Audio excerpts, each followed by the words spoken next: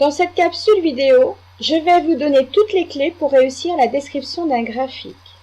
Premièrement, vous devez prendre le temps de lire le titre fourni et le texte qui éventuellement l'accompagne. Prenons l'exemple du graphique suivant. On vous propose d'étudier l'évolution de la masse moyenne d'une autruche mâle sur 14 mois. On a donc placé la grandeur mesurée, ici la masse, sur l'axe des ordonnées. La grandeur qui varie naturellement, ici le temps, est quant à elle située sur l'axe des abscisses. Ayant repéré l'emplacement de ces deux grandeurs et de leurs unités, vous pouvez d'ores et déjà donner un titre à ce graphique en utilisant la formule suivante. Variation de la grandeur y en fonction de la grandeur x.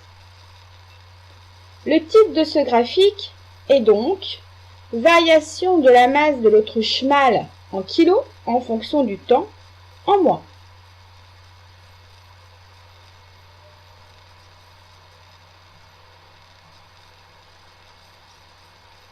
Pour exploiter les données d'un graphique, il faut trouver les échelles utilisées pour sa construction.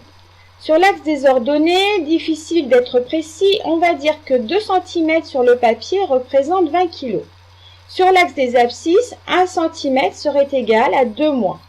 Alors, cherchons ensemble les coordonnées du point signalé. Pour les trouver, il suffit de le projeter sur les axes, en traçant des traits en pointillés. On obtient alors qu'à 3 mois, l'autruchon pèse déjà 30 kg. Je vous laisse quelques secondes pour résoudre la question suivante.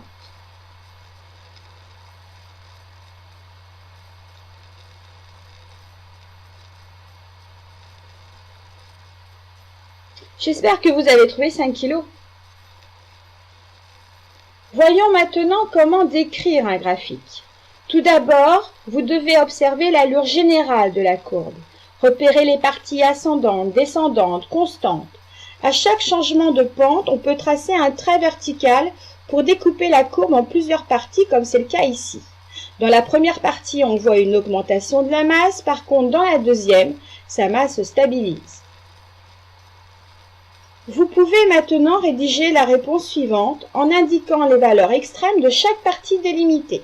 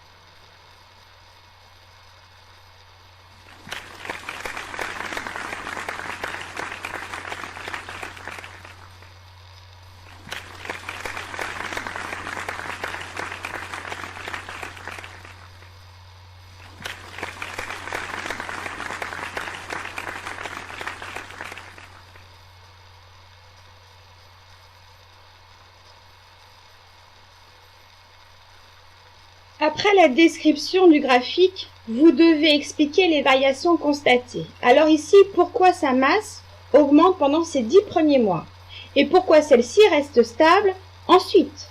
Vous devez y répondre en utilisant le vocabulaire de la leçon et de vos connaissances. Vous pouvez donc rédiger la conclusion suivante.